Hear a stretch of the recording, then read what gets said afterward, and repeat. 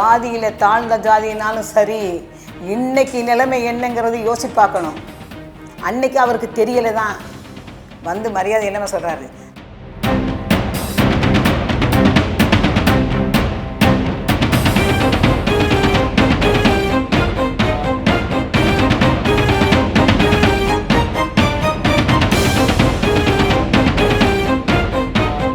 நான் எங்கள் அப்பாவை யார் பேசினாலும் விடமாட்டேன், சட்டையை பிடிச்சிருவேன். உடனே எங்கள் அப்பா சொல்லுவார், ஏய் மதுரை வீரி விட்டுடு அப்படிம்பாரு. அன்னைக்கு விட்டுட்டேன். அந்த ஆளுகள்லாம் பெரிய ஆளுங்க. முதல்ல சொல்லிட்டேன்னா கருணாநிதி அக்காவுக்கு இந்த மாதிரி முடியலன்னு.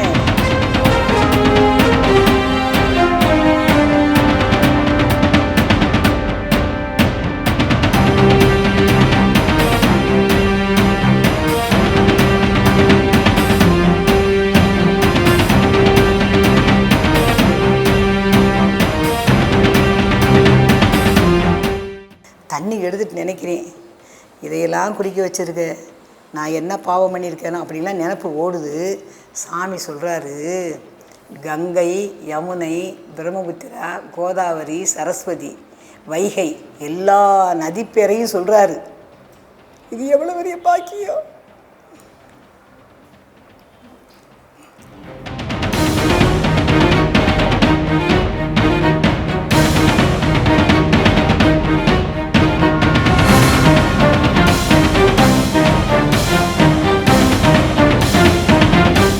பட்டியல்கள்லாம் பெரிய பெரிய பட்டியல்கள், இப்போயும் பட்டியல்கள் இருக்குது. இப்போயும் நீங்கள் உச்சி மாகாளியம்மன் கோயிலுக்கு போனால் பார்க்கலாம். போனேன்னா ஒன்றுமே சொல்ல மாட்டார். 2 நாள் 3 நாள் கூட இருப்பேன். காலையில் ஒரு நாள் 6 மணிக்கு ஒரு சூப்பரான கார் வந்துச்சு. அதில் வெள்ளையும் ஜுள்ளையுமா ஒரு 5 பேர் இறங்கினாங்க. இறங்கவும் பாட்டி வெளியே வந்து இந்த சுண்ணாம்பு கல் உடைச்சிக்கிட்டு இருந்தாங்க. சாமிக்கு வெள்ளை வேட்டி, வெள்ளை சட்டை, வெள்ளையாக இருந்தாலே எங்கள் சாமிக்கு பிடிக்காது. எடுத்தாப்புல போய் அடிப்பார். என்னவோ அந்த மகாராஜா எனக்கு புண்ணியம் பண்ணி விட்டு வந்துருப்பார் போல். அதனால் பேசாமல் இருந்தார். ஏன்னா அவருக்கு தெரியும்ல வந்திருக்குது யாருன்னு. ஒன்றுமே பேசலை. பேசாமல் இருக்கும்போது சாமி மரத்தை சுற்றிக்கிட்டே இருந்தார். நான் சொன்னேன், அவங்ககிட்ட சொன்னேன், ஐயா நீங்கள் எங்கே வந்துருக்கீங்கன்னு தெரியாது, இந்த மாதிரி யார் சொல்லி வந்தீங்கன்னா சொன்னவங்களை கூட்டிகிட்டு வாங்க, அதே அவருக்கு அந்த ஐயாவுக்கு பிடிக்கும் அப்படின்னு சொன்னேன். அப்புறம் நேராக என்ன பண்ணார், கார் எடுத்துகிட்டு கௌசிக ஆசிரமத்துக்கு போனார். எங்கே, இடுமன் கோயிலுக்கு பக்கத்தில் அந்த ஆள் இருக்கேன். நாங்கள் போனோம், ஒன்றுமே பேசலையே அவர். நீங்கள் போச்சொன்னீங்க, நாங்கள் போனோம், ஒன்றுமே பேசலையேன்னு சொல்லுவோம். அந்த ஆளுக்கு கோபம் வந்துருச்சு. 2 வீலர் எடுத்துகிட்டு வந்தார். வரவும், இங்கே பாருங்க, எங்கள் சாமி ஜாதியில் தாழ்ந்த ஜாதினாலும் சரி, இன்னைக்கு நிலைமை என்னங்கிறது யோசிப்பாக்கணும். அன்னைக்கு அவருக்கு தெரியலை தான் வந்து மரியாதை இல்லாமல் சொல்கிறாரு. நான் தானே ஆள் அனுப்பி வச்சேன், நீ செய்கிறத செய்ய வேண்டிதானே அப்படின்னு அந்த ஆள் கேட்குறான். ஒன்றுமே பேசலை சாமி. அவங்களுக்கு என்னன்னு தெரியாதா உனக்கு, நீ உலகறிஞ்சவன் தானே, நான் மருந்தெல்லாம் செஞ்சால் நீ பாட்டிலெல்லாம் கண் பார்வையில் உடச்சி விட்ற. உடைப்பார் எங்கள் அப்பா. அந்த மருந்தெல்லாம் செஞ்சு பாட்டிலையெல்லாம் வெளியே வச்சுருப்பேன். ஒன்றுமே பண்ண மாட்டார் எங்கள் ஐயா. போவார், அந்த பாட்டிலை உத்து பார்த்தா பாட்டில் விரிஞ்சிடும், மருந்தெல்லாம் கொட்டிடும். சத்தியம் சத்தியம் சத்தியம், அவர் மேலே சத்தியம் அப்படின்னு சொல்கிறான் அந்த ஆள். இவர் ஒன்றுமே பேசலை. சொன்னால் தானே ஆகும் அப்படிங்கிறாரு.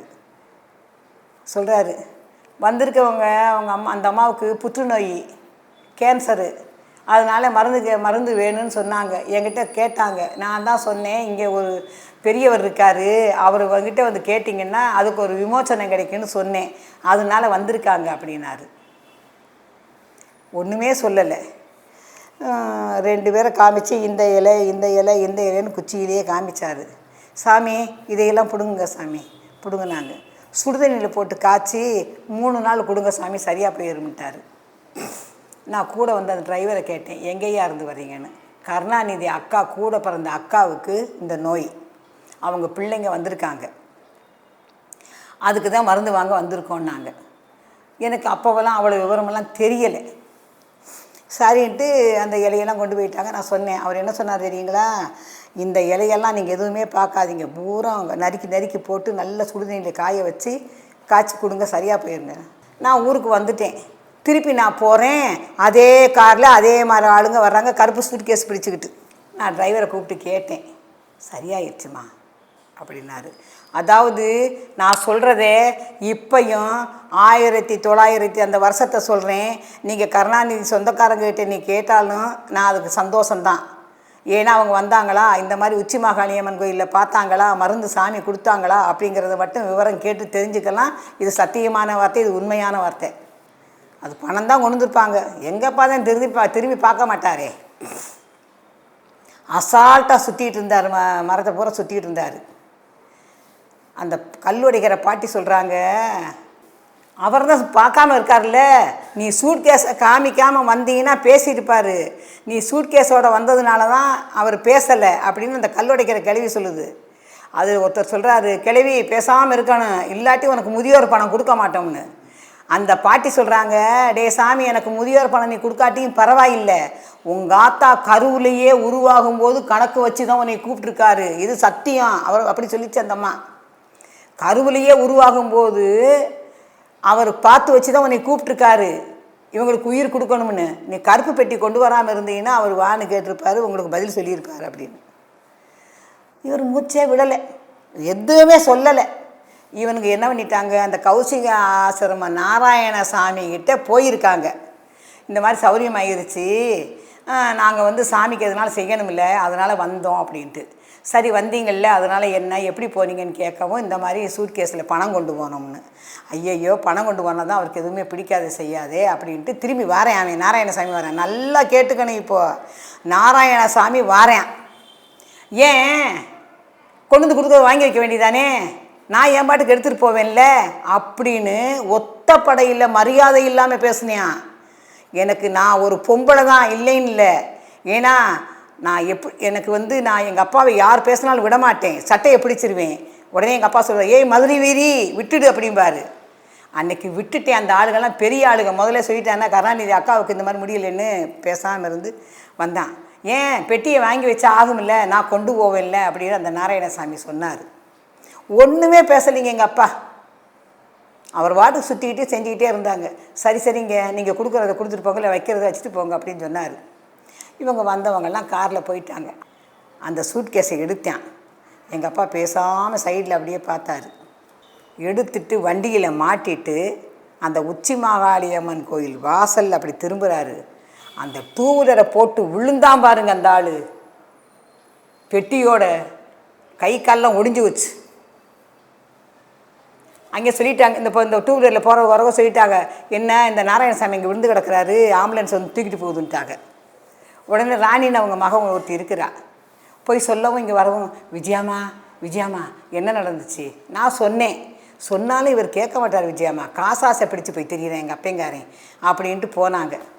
இது ஒரு எப்படி உத்தமமான ஒரு சங்கதி. செஞ்சு கொடுத்தது சாமி, காசு வாங்குறது யார், தேவையா?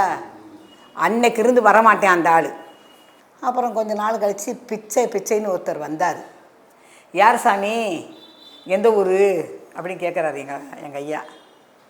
நான் மதுரையிலேருந்து வந்திருக்கேன் சாமி. ஓஹோ, தண்ணின்னு கேட்டால் தண்ணி கொடுக்க மாட்டேன், உப்புன்னு கேட்டால் உப்பு கொடுக்க மாட்டேன் அப்படின்னு வந்துட்டார். கடைசியில் அங்கே தான் செத்தான் அந்த ஆள். அப்புறம் சிடிசி வர்றாரு. சிடிசி இப்போ இடுமங்கோயிலில் கோயில் கட்டி அவர் தான் இருந்தார். சிடிசின்னு ஒரு தேவேந்திரன் பேர். அவருக்கு வீடு கட்டி கொடுத்தாரு எங்கள் அப்பா. அவர் தான் சொல்லுவார், விஜயாமா நீ யார் என்று சொன்னாலும் கேட்காதே, உன் பின்னாடியே 3 பிம்பம் இருக்குது, அந்த பிம்பத்தோடு தான் உன்னைய கூட்டிகிட்டு வந்திருக்காரு உங்கள் அப்பா. என்ன கடைசி மூச்சு நிற்கிற வரைக்கும் இந்த இடத்த விடாதேன்னு சொன்ன ஒரே ஆள் அவர் தான் எனக்கு. சிடிசி வர்றாரு. சிடிசி வந்து காலை காமிச்சிட்டு நிற்கிறாரு. காலை எடுக்கணும்ட்டாங்க சிடிசிக்கு. என்ன பண்ணார் சாமி, பேசாமல் வந்து நின்னார். சாமி நம்பிக்கை நம்பிக்கை நம்பிக்கை, அன்னைக்கு சொன்னது நம்பிக்கை தான் என் காதில் ஒலிக்குது, அந்த அன்னைக்கு சொன்ன நம்பிக்கை தான் என் காதில் ஒலிக்குது, நான் நம்புகிறேன் சாமின்னாரு.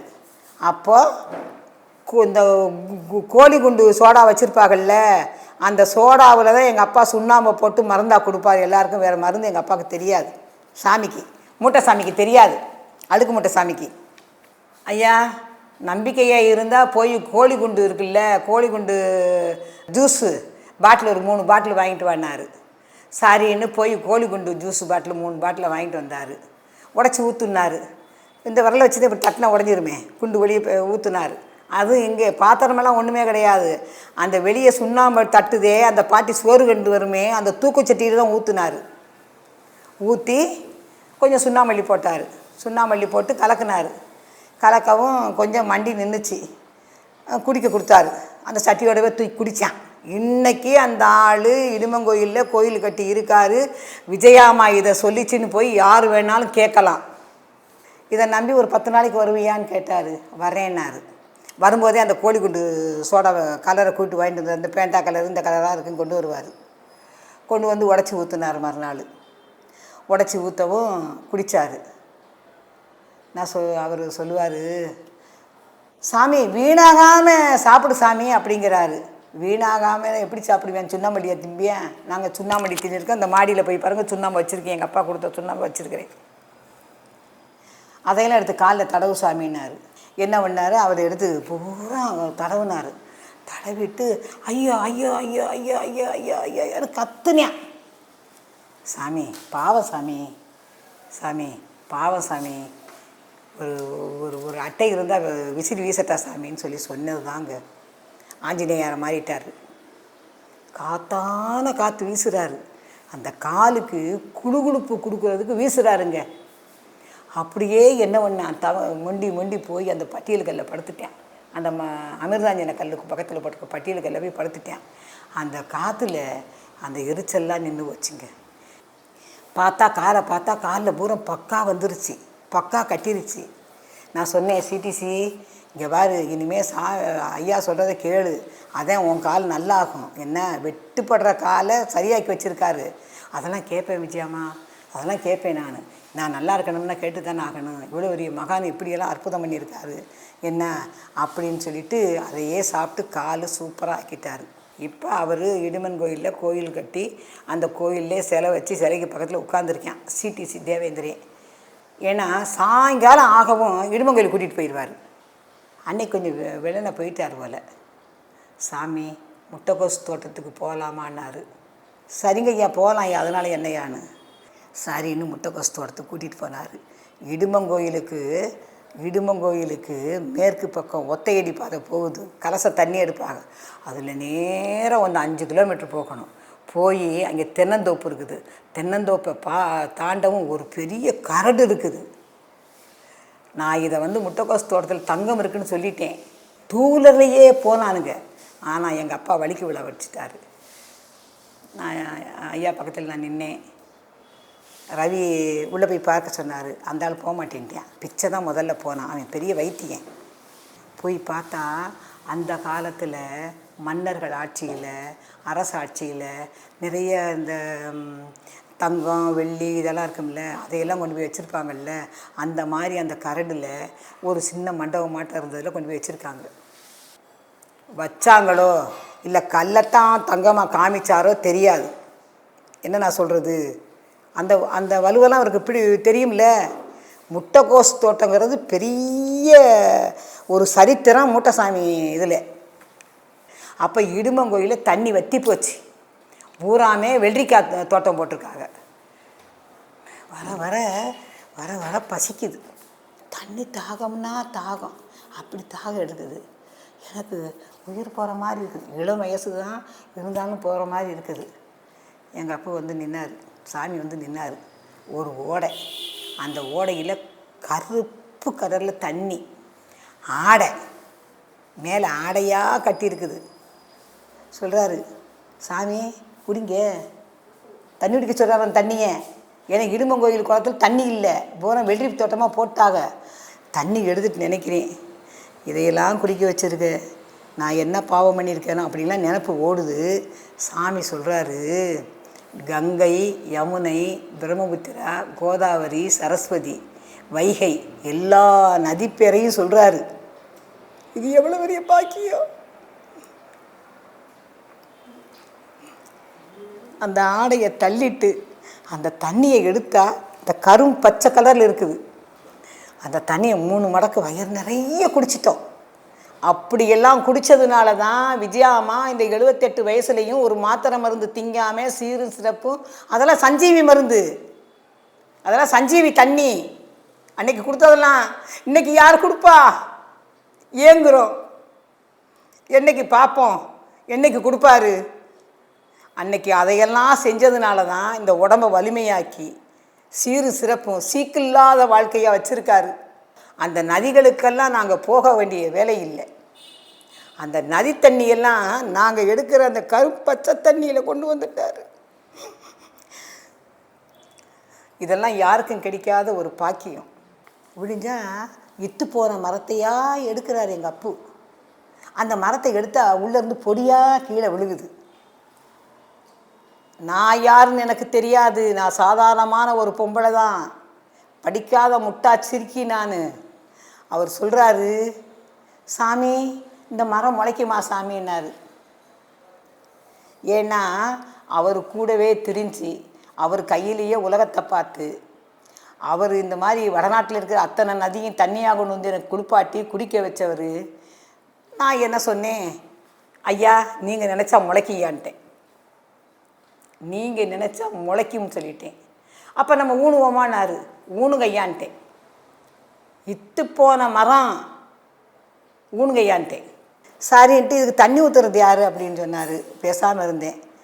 சரி தண்ணி ஊற்ற சொல்கிறாரு போல் அப்படின்ட்டு நான் வேணா ஊற்றுறேங்கய்யா அப்படின்னேன். சரி அப்படின்ட்டாரு. மறுநாளே நான் என்ன பண்ணேன், ஊருக்கு கிளம்பிட்டேன். கிளம்பிட்டு ஊருக்கு போயிட்டு வரேங்க அப்படின்னு சொல்லி சொன்னேன். ஊருக்கு சரின்ட்டார்.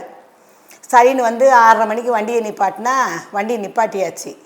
டிரைவரும் கண்டக்டரு ஏறாதம்மா பேசாமல் நில்லு, இவ்வளவு நகை நட்டை போட்டுட்டு இத்தனை மணிக்கு மேலே நீ ஏறுற, இங்கேருந்து கிரைம் பிராஞ்சு போய் கிரைம் பிராஞ்சு வந்து உங்கள் வீட்டுக்கு போனோம்னா இந்த நகையெல்லாம் போட்டுக்கிட்டு போறீங்கன்னா சும்மா தனியாக ஒரு பொம்பளை வந்துட்டு யாரும் அவன் பக்கத்தில் வந்து கையை மட்டும் காட்டி காட்டி நிற்கிறாரு, எங்களை உருவத்தை காமினார். நான் ஒன்றுமே பேசலை. இவ்வளோ பெரிய மகான்கிட்ட போய் நம்ம சொல்ல முடியுமா? முன்னாடி வந்தார். சாமி ஏற்றிட்டு போய் பத்திரமா இறக்கி விட்டு வா வீட்டுக்கு. அன்னைக்கு தான் பார்க்குறாங்க. அன்னைக்கு பார்த்தவனுங்க தான் அவனுங்க ஆஹா அப்படின்ட்டு. அன்னைக்கு இருந்து காலையில் 6 மணிக்கு வண்டி போனாலும் சரி, எத்தனை மணிக்கு அந்த நாங்கள் இருக்கிற உச்சி மகாலிமே ரோட்டில் போனாலும் சரி, நின்று எடுத்து சாமி போய் அந்த காசு 10 ரூபா 5 ரூபா வாங்குற வரைக்கும் வண்டியை நிப்பாட்டி கொடுத்துட்டு போவானுங்க. அது எதுக்கு கொடுக்குறான் ஏன் கொடுக்குறான்னு தெரியாது. இவர் எதுக்கு வாங்குறாரு செய்கிறாருன்னு எங்களுக்கு தெரியாது. ஆனால் நாங்கள் கையில் நான் காசு வச்சுருந்தாலும் செலவழிக்க விட மாட்டார். அந்த காசுலத்தான் நீர்மோர் காரி போனால் கூப்பிட்டு நீர்மோர் வாங்கி தருவார். இந்த இத்து போன தள்ளுவண்டியில் இத்து போன பழம் போகும், அதை வாங்கி கொடுப்பாரு. என்னைக்கு வருவீங்க அப்படின்னாரு. என்னைக்கு வருவீங்க? நான் ஒன்றுமே பேசலை. பஸ் எடுத்தான் போயிட்டேன். வந்து படுத்தா வந்து நிற்கிறாரு. மரம் முளைக்கும்னு சொல்லி தண்ணி ஊற்றுனேன்னு சொல்லிட்டு வந்து படுத்து கிடந்தா மரம் எப்படி முளைக்கும்? மறுநாளே புறப்பட்டு கோழி செஞ்சுட்டு போனேன். அவர் என்ன பண்ணியிருக்காரு, ரோடை விட்டு தாடி வந்து அந்த 13ஆம் நம்பர் புளிய மரத்தில் இந்த தோள்பட்டையில் இருந்த மலைப்பாம்பை போட்டிருக்காரு. என்ன மலைப்பாம்புக்கு மரத்தில் தொங்குது, ஆளை காணாமே, போகிறவங்க வரவனுங்கள்லாம் இதோட தானே தெரியுமா மனுஷன் டொம்பேன், ஆளை காணாமேன்னு தேடுறாங்க. நான் சரின்ட்டு கும்பிட்டேன். அப்பா ஆர்டிஓ ஆஃபீஸ்க்கு வர்றேன், நீங்கள் கூட வந்து இந்த கூடையை வாங்கிட்டு போகணும் அப்படின்ட்டு. அதெல்லாங்க உண்மையாலுமேங்க நான் யாருன்னு எனக்கு தெரியாது. நான் போகுள்ளேயும் அழகாக கூடையை வாங்கிக்கிட்டு அப்படியே லெஃப்ட் ரைட் போட்டு என்னை கூட்டிகிட்டு போவார். பின்னாடியே நான் போவேன். அவராக போய் பார்ப்பார். எந்த மரத்துக்கிட்ட நிழல், அதாவது ஒரு வெயில் இல்லாத மரம் இருக்கா, அங்கே போய் தான் அந்த கூடையை வைப்பார். அதிரசம் ரொம்ப பிடிக்கும். அதிரசம் ரொம்ப ரொம்ப பிடிக்கும் எங்கள் அப்பாவுக்கு. மாம்பழம் 3 மாம்பழம் 4 மாம்பழம் கொண்டு போய் கத்தியில் அறுத்து வச்சாலும் மாம்பழம் ஃபுல்லாக சாப்பிடுவார். இவ்வளோ பெரிய கொய்யாப்பழத்தை நறுக்கி வச்சாலும் சாப்பிடுவார். அவருக்கு பிடிச்சது அதிரசம், கொய்யாப்பழம், இதுதான் பிடிக்கும். அப்புறம் இப்போ விற்கிதில்ல, இந்த குழாயாட்டை விற்கிதில்ல, மோதிரமாக போட்டு 5 விரலையும் 5 இதை போட்டுக்குவார், குழாயை போட்டுக்குவார். அதனால் ஈஸியாக இருக்கும் மெல்றதுக்கு. அதுவும் போக புகையிலையை போட்டுக்கிட்டே இருக்கனால வாயெல்லாம் புண்ணாக இருக்கும்ல. சாப்பிட்டாரு. இந்த மரம் முளைச்ச பிறகு தானே போவீங்க. அப்பப்போ மரியாதை. ஒரு 4 நாள் தான் தண்ணி ஊற்றுனேன், முளைச்சிருச்சே. அதை எல்லாரும் எத்தனையோ பாட்டில் எழுதியிருக்காங்க. இத்து போன மரம் முளைச்சதை எத்தனையோ பாட்டில் எழுதியிருக்காங்க. ஏன்னா என் மனம் என்னடா இவருக்கு எதுவுமே இல்லை, போட துணிமணி இல்லை, குடிக்கலை, முழுகலை, பல்லு விளக்கலை, குண்டி கழுவலை, என்ன எதுவுமே இல்லை. ஓட தண்ணியை பிடிச்சி பாட்டிலில் ஊற்றி வச்சு பாறையில் வச்சு குடிக்கிறாரே அப்படின்னு அன்னைக்கு இருந்து இன்னைக்கு வரைக்கும் எங்கள் அப்பா சொல்லுவார், நான் எந்தெந்த இடத்துல கால் வச்சேனோ அந்த இடமெல்லாம் எனக்கு சொந்தம்.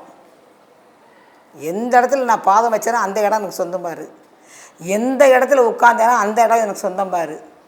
நான் நினைப்பேன், இன்னும் நம்ம ஊருக்குள்ளேயே போகலை, உச்சி மாகாளி அம்மன் கோயில் தான் இருக்கோம். சரி அப்படின்ட்டு மரம் முளைச்சிருச்சிக்கா.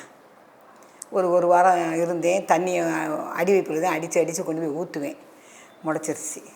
சாமி ஐயா மரம் முளைச்சிருச்சியா அப்படின்னே வந்து வேணும்னேங்க முளைச்சது மேலே முளைச்சிருக்குது. சுற்றி பார்க்குறாரு எங்கே இருக்குன்னு. வேஷம் போடுறாரு மனுஷன். என்ன வேஷம் போடுறாரு? வேஷமெல்லாம் சூப்பராக போடுவார். நடிப்பில் சிவாஜி கணேசன் தோற்று போயிடுவேன் எங்கள் அப்பாட்ட. அப்படியாப்பட்ட ஒரு மனுஷன் எங்கள் அப்பா தான். முழுசாக வச்சுக்கிட்டு தான் சொல்கிறேன், எனக்கு பொய் பேசலாம் வராது. முழுசாக வச்சுக்கிட்டு தான் சொல்கிறேன். சூப்பராக நடிப்பார் எங்கள் அப்பா. முளைச்சிருச்சியா அப்படின்னே. காய்க்குமான்னாரு. அதெல்லாம் எனக்கு தெரியாது. நீங்கள் பொடியாக உதிர்ந்துச்சு குத்துனீங்க, காக்காக்கையில் பொடியாக உதிர்ந்துச்சு அந்த மரத்துலேருந்து. முளைக்குமான்னு கேட்டீங்க. நீங்கள் மனசு வச்சா முளைக்குன்னு சொன்னேன். நீங்கள் மனசு வச்சாதான் காற்றடிக்கும், நீங்கள் மனசு வச்சாதான் மழை பெய்யும். இதுதான் அப்படின்னு சொல்லிட்டு பேசாமல் விட்டுட்டேன். புறப்பட்டேன். ஊருக்கு போயிட்டு வரேங்கிறேன். இல்லையே மனசில் ஒன்று ஓடுதே அப்படின்னாரு. ஏன்னா நான் போய் இருக்கிறது வைகாசி பின் 7. கரெக்டாக காதில் வாங்கிக்கணும்.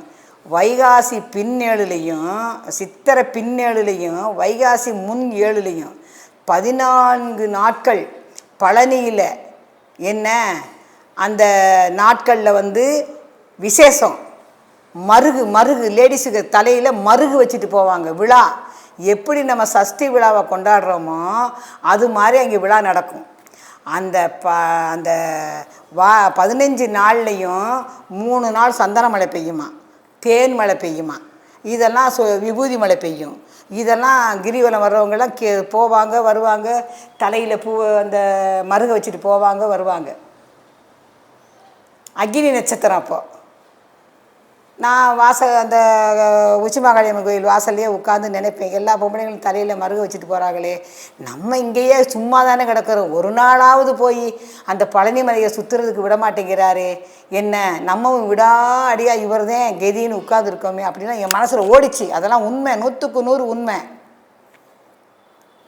என்றைக்கு சந்தன மலையை பார்க்க போகிறோம், என்றைக்கு தேன் மலையை பார்க்க போகிறோம் அப்படின்னு நினச்சிக்கிட்டு இருந்தேன். சாமி ஊருக்கெல்லாம் போக வேணாம் சாமி, இருங்க சாமின்னாரு. சரின்னு இருந்தேன். அன்றைக்கி சாயங்காலம் எங்கள் அக்கா மருமக வர்றா, கண்மணி வர்றா, மணி வர்றேன், அந்த பிள்ளைங்க 2 பேரையும் கூட்டிகிட்டு வர்றா. வரவும் என்னத்தை நீங்கள் ஊருக்கே போகலையா? விட்டால் தானம்மா போவேன், அவருக்கு வாட்ச்மேனாக நான் இருக்கேன் அப்படின்னு. ஆனால் அவர் எனக்கு எத்தனை நாளாக வாட்ச்மேனாக இருந்தாலும் போக சொல்கிறேன். என்ன சரின்ட்டு ஒரு 2 மணி 3 மணி இருக்குய்யா. நல்லா கேட்கணும். 2 மணி 3 மணி இருக்கும். குச்சியில் அடித்தார். அன்றைக்கி அடித்த மாதிரி அது அடித்தார். எந்திரிச்சேன். அது 1 மணிக்கு சீதாராமன் வந்திருப்பான் போல். சீதாராமன் ஒருத்தன் 16 ஆண்டுகள் ஆண் அழகன் போட்டியில் மதுரையில் ஜெயித்தவன். இன்றைக்கும் ஒரு நேரம் சாப்பாடில் உட்காந்துருக்கணும்னு சொல்லி போய் உட்காந்துருக்கான். இன்றைக்கும் உட்கார்ந்தே இருக்கேன். சாமி சொல்கிறபடி கேட்டு எந்திரிச்சு பார்த்தேன். எந்திரிச்சு பார்க்கவும் பார்த்தா தாறு ட்ரம்மு, இவர் தோளில் போட்டிருந்த மூடை, அந்த மூடையை சுற்றி அந்த ட்ரம்மு மேலே வச்சிருக்கவும் என்னடா சாமி பழனி மலையை சுற்றணுங்கிற சாமின்னாரு. எனக்கு ஒன்றுக்கு வந்துருச்சு. ராத்திரி தானே நினச்சேன், என்னடா எல்லாம் மலை சுற்றுறாங்க, தேன் மலைங்கிறேன், பன்னீர் மலைங்கிறேன், சந்தன மலைங்கிறேன், என்ன அப்படின்னு சொன்னாங்களே, நம்ம நினச்சிட்டு படுத்ததுனாலயா? எல்லா சித்தன்மார்களுக்கும் மனசில் யார் என்ன நினச்சாங்களோ மனம் பேச வேண்டியது அவசியமே கிடையாது. வாய் திறந்து மனசை வச்சே அவர் எடை போட்டு அவராக வாய் திறந்து பேசுவார். இப்போ அவங்கள பார்க்குறதுக்கு 100 பேர் வந்து உட்கார்ந்துருந்தாலும் அவர் வாட்டுக்கு வருவார் போவார். அந்த 100 பேரை சுற்றி வருவார். அவங்கவங்க மனசில் என்ன ஓடுறதுன்னு கணக்கு பார்க்குறவரில் கெட்டிக்காரன் எங்கள் ஐயன். கடைசியில் வருவார், கட்டில் இருந்தால் உட்காருவார், இல்லை கல்லில் உட்காருவார். உட்கார்ந்துட்டு ஒரே ஒரு வார்த்தை தான் பேசுவார். அந்த 100 பேருக்கு பதில் அந்த ஒரு வார்த்தை தான். முடிஞ்சு போச்சு. கடைசி அடக்காகிற வரைக்கும் அதைத்தான் பேசினார். கடைசி அடக்காகிற வரைக்கும் அதைத்தான் பேசினார். சரி அப்படின்ட்டு நம்ம மனசில் பேசினோமே, இவர் அதே மாதிரியே தாரு ட்ரம்மை தூக்கி வச்சு தோளில் போட்ட மூட்டையை சுற்றி வச்சு சுற்றுங்க அப்படின்னாரு. என்னடா ஒன்றுக்கே வந்துருச்சு தம்பி, சத்தியமான வார்த்தை. அந்த பாலு டீ கடை வச்சுருக்கேன், அங்கே நேற்று வச்சுருக்கிறியா? இப்போ இருக்கேன், என்னை பார்த்து பார்த்து கும்பிடுவேன். நீ ஒரு ஆள் தான் அந்த காலத்துலேருந்து இந்த காலத்து வரைக்கும் விடாப்படியாக பிடிச்சிக்கிட்டு திரியிறேன். சரி சுற்றுவோம் அப்படின்னு சுற்ற போகிறேன். எங்கள் அக்கா மருமகளை எழுப்பி விட்டார், அந்த பயகளை எழுப்பி விட்டார், சீதாராமனையும் எழுப்பி விட்டார். சரி அப்படின்ட்டு எல்லோரும் சுற்றுறோம். 2 மணிக்கு எழுப்பி விட்ட மனுஷனே 4-4:30 மணி வரைக்கும் சுற்றுறோம். என்ன சுற்றுறோம், ஒன்றுமே நினைக்கல. நம்ம நினச்சோமே, இவருக்கு எப்படி தெரிஞ்சது, இவர் அங்கே போய் சுற்ற விடாமல் இதை பழனிமலை ஆக்கி வச்சுருக்காரா என்னன்னு தெரியலையே. சரி சுற்றுறோமே, மலையை சுற்றி வரவங்களுக்கு தேன் மழை பெய்யுது, சந்தன மழை பெய்யுது, நம்மளுக்கு எதுனாலும் அறிகுறி காட்டுவாரா செய்வாரா அப்படின்னு ஆவலாதியில் இருந்தேன் நான். எனக்கு தூக்கம் 4:30 மணி 4:45 மணிக்கு தூக்கமாக சொக்குது, சோர்ந்து போச்சு. எத்தனை தடவை தார் நம்ம சுற்றிக்கிட்டு இப்போ 2 மணிலேருந்து. ஐயா எனக்கு தூக்கம் வருது. அதேப்படி அங்கே என்ன கிடைக்குங்கிறது இங்கே கிடைக்கணும்ல அப்படின்னாரு. செத்தேன் ஐயா, அங்கே என்ன கிடைக்குங்கிறது இங்கே கிடைக்கணும்ல அப்படின்னு கையை பிடிச்சி, அன்றைக்கி தான் கையை பிடிச்சார். கையை பிடிச்சி கூட்டிட்டு போஸ்ட் லைட்டுக்கிட்ட போய் கையை பார்க்க சொன்னார். பூரா சந்தன மலையாக பூரா கொட்டி இருக்குது. என்னப்பா சாமி வாசனையை பாருங்கிறாரு. சந்தன மழை பெய்ய வச்ச ஒரே ஆத்மா, அதையும் ஒரு பாட்டில் வருது, அதுவும் ஒரு பாட்டில் வருது. அப்போது பழனி மலையில் போய் சுற்றி இருந்தால் தான் சந்தன மலை 3 நாள், தேன் மலை 3 நாள், விபூதி மலை, பன்னீர் மலை பெய்யுங்கிறது ஆசை மனசில் இருக்க போய் தானே அந்த மலையவே இங்கே கொண்டு வச்சு, அந்த மழையவே பெய்ய வச்சு யாருக்கு நடக்கும்? நான் சந்தானத்தோடு வந்து உட்காந்து இப்போ முடங்கி கிடக்கிறேன், காலை இறுக்கி பிடிச்சி முடங்கி கிடக்கிறேன். 2வது எங்கள் அக்கா மக கண்மணி வர்றா, விடிஞ்சிருச்சு. அத்தே என்னத்தே நக்கி பார்க்க சொல்கிறாரு சாமின்னு. நல்ல நக்கு அப்படின்னு அவங்களுக்கு தேன்மலையை கொடுத்துருக்காரு. இதுதான்யா சத்தியம். தேன்மலையும் சந்தனமலையும் அவர் வச்ச தாரு ட்ரம்முலையும் அவர் போட்டிருந்தாரே மூட்டையின் விஷயந்தான் எல்லாமே.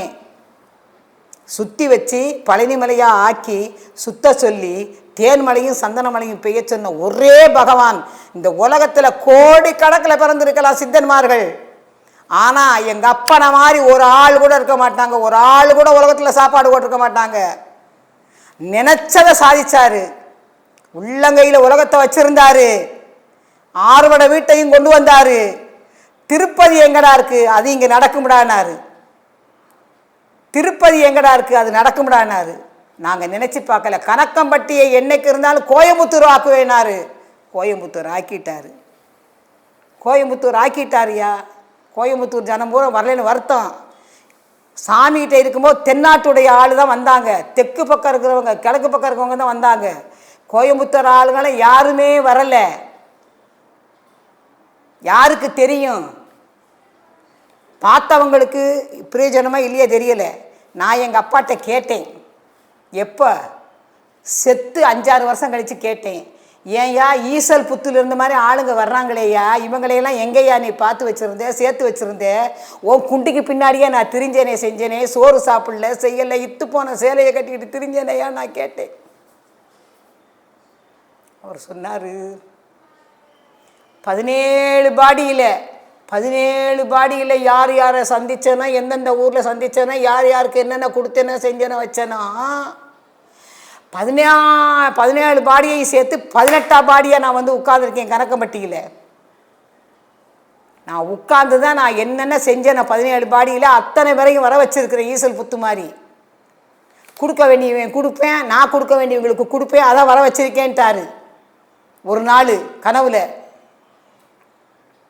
நான் எப்படி உட்கார்ந்துருக்கேன்னு பார்த்தா அவர் சாட்சாத் சொன்னார். சமாதியில் எப்படி கட்டில் போட்டு உட்கார்ந்ததை என் மனசுக்கு, அதான் வரவங்களையெல்லாம் கேட்பேன், எனக்கு சாமி வந்தார், உனக்கு சாமி வந்தார், இதை சொன்னார், அதை சொன்னார். சரி, சமாதியில் போய் சாமி கும்பிட்றீங்களே, என்ன ரூபத்தை காட்டுறாருன்னு கேட்டேன். இன்றைக்கி அந்த ரகசியத்தை நான் சொல்லலை யார்கிட்டையும், இவனைகிட்டையும் கேட்பேன் நான். வந்தார் போனார்லாம் சொல்லுவாங்க. வந்தார் போனார்ல, சமாதியில் சாமி கும்பிட்றீங்கள, போட்டா படத்தை பார்த்து தானே கேட்குறீங்க. போட்டா படத்தை கேட்டே இத்தனை கோடி மக்களுக்கு அளந்து கொடுக்குறாருன்னா இன்னும் உள்ளே இருக்கிறத பார்த்தா என்ன பண்ணுவாங்க? உலகோர் யாவரும் அறமான ஆன்மீக ஞானம் பெறுவதற்கும் நல்ல ஆன்ம வாழ்வை வாழ்வதற்கும் மரணமிலா பெருவாழ்வு வாழ்கின்ற சித்தர்கள் மகான்கள் சொன்ன முக்கிய குறிப்புகளுடன் 1008 மகான்களின் ஜீவசமாதிகளின் இருப்பிடங்கள், 300 மகான்களின் புகைப்படங்கள் அடங்கிய ஜீவ அமிர்தம், ஞான அமிர்தம் என்ற 2 அற்புத நூல்கள் மனிதகுலத்தை வழிநடத்தும் இன்பப் பேரூற்றாகவும் பேரமிர்தமாகவும் குருவாகவும் வந்துள்ளது. இந்த 2 நூல்களும் காலப்பொக்கிஷமாக இருக்கும். மேலும் மற்றுமொரு அரிய பொக்கிஷம் ஒன்று உள்ளது. ஆம், 1000 சித்தர்களை நேரில் உங்கள் இல்லத்தில் கொண்டு வந்து சேர்க்கும் ஓர் அற்புத நூல்தான் அருளாளர்கள் 1000. இந்த நூல் ஓர் ஆன்மீக புரட்சி நூல் என்கிறார் அருட்திரு பிரபாவதி அம்மையார். திருக்குறள் என்பது எந்த இனத்திற்கும், எந்த மொழிக்கும், எந்த சமுதாயத்தினருக்கும் உரியதல்ல, அது எல்லாருக்கும் பொது. அது போலத்தான் அருளாளர்கள் 1000 என்ற நூலும் இன்று நடக்கக்கூடிய எல்லா சமுதாய குளறுபடிகள், குழப்பங்கள், பிரச்சனைகள் எல்லாவற்றிற்கும் தீர்வாக இந்த நூல் அமையும். இந்த நூலில் 1000 சித்தர்கள் செய்த சித்துகள், ஜீவசமாதியில் நடக்கின்ற அற்புதங்கள், ஜீவசமாதி அடைந்த நட்சத்திரம், திதி என எல்லாம் அடங்கியிருக்கிறது. நீங்கள் வணங்க வேண்டிய மகான்களை, உங்களின் குடும்பத்தார் வணங்க வேண்டிய சித்தர்களை அவரவர் நட்சத்திரம் அறிந்து வழிபடலாம். அவயோக நட்சத்திரத்திற்கும் யோக நட்சத்திரத்திற்கும் ஏற்ற சித்தர்களை, மகான்களை வணங்கி அருளைப் பெறலாம். அருளாளர்கள் 1000 நூலில் சித்தர்கள், மகான்கள் வண்ணப் புகைப்படங்களுடன் காலப்பெட்டகமாக அருள் நூலாக வந்துள்ளது. ஆக இந்த 3 அருள் வழங்கும் நூல்கள் ஒரு வீட்டிலோ தொழில் செய்யும் இடத்திலோ இருந்துவிட்டால் போதும், நடக்க வேண்டிய அனைத்தும் நல்லதாகவே நடக்கும். வாழ்வில் வேண்டிய நலன் கிட்டும். பல அன்பர்களின் வாழ்வில் இந்த நூல்கள் மிகப்பெரிய மாற்றத்தை, அதிசயத்தை உண்டாக்கியுள்ளது. சித்தர்களின், மகான்களின் அருள் தேடும் அன்பர்கள் அனைவரும் ஜிபே மூலம் பணத்தை செலுத்தி நீங்கள் இருக்கும் இடத்திற்கே மேலே குறிப்பிட்ட சித்தர்களின் அனைத்து தகவல்களும் அடங்கிய 3 புத்தகங்களையும் வரவழைத்து பலனடையலாம் என்பதை தெரிவித்துக் கொள்கிறோம். நன்றி. வாழ்க சித்தர்கள் புகழ், வளர்க சித்தர்களின் தொண்டு. நன்றி, வணக்கம். பிரணவம் யூடியூப் சேனலை சப்ஸ்கிரைப் செய்து சித்தர்களின் அருளை முழுமையாகப் பெறுங்கள்.